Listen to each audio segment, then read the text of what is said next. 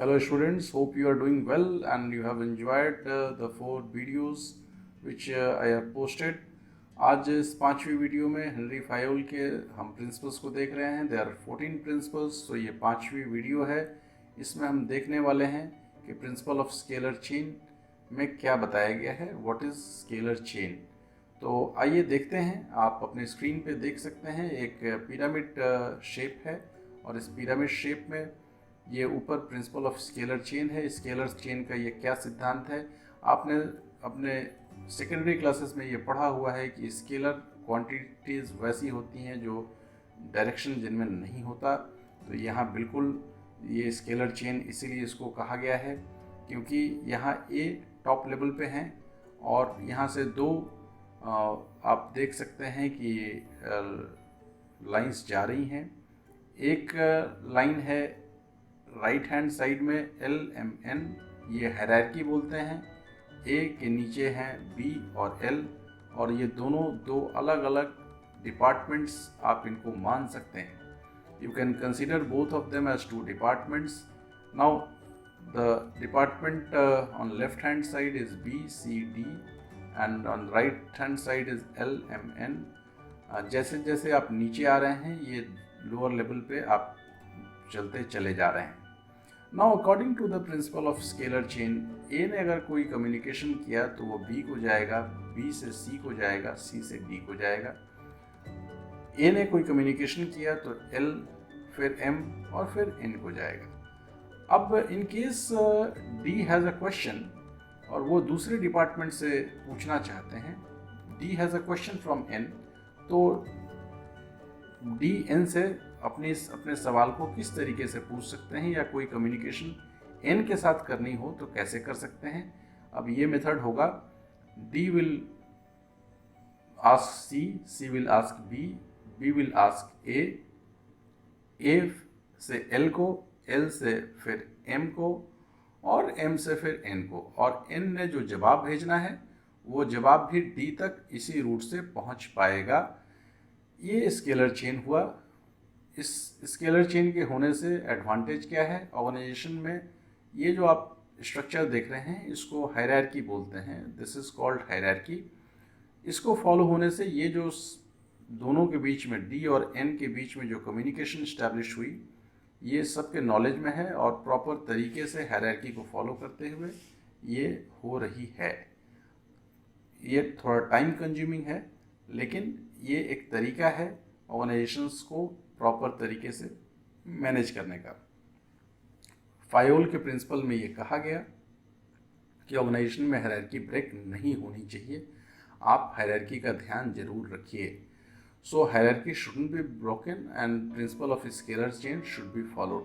लेकिन हमेशा इतना टाइम नहीं होता. कई बार ये स्थितियाँ उत्पन्न होती हैं जबकि कम्युनिकेशन को बहुत क्विक होना चाहिए और बहुत स्ट्रेट फॉरवर्ड होना चाहिए.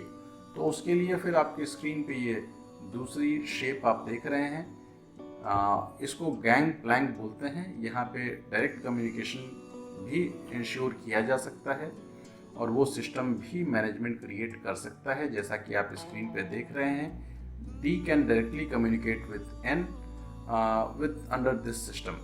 तो ये सिस्टम भी एज पर द नीड, जैसा कि हम लोगों ने फर्स्ट चैप्टर में पढ़ा था कि management is a dynamic function. तो यहाँ पे प्रिंसिपल्स बनाए तो जरूर जाते हैं और प्रिंसिपल्स को चेंज भी किया जाता है depending upon the conditions and needs of the organisation.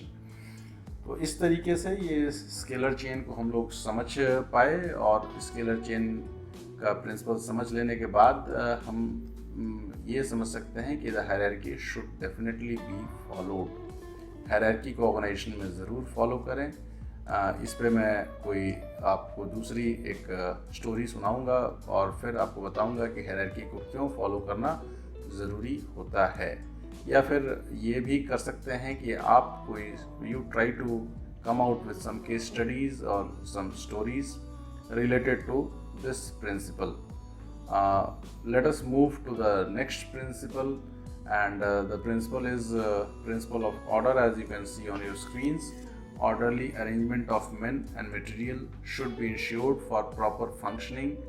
There must be a proper place to keep every material and thing and a fixed place, seat or cabin for every employee of the organization.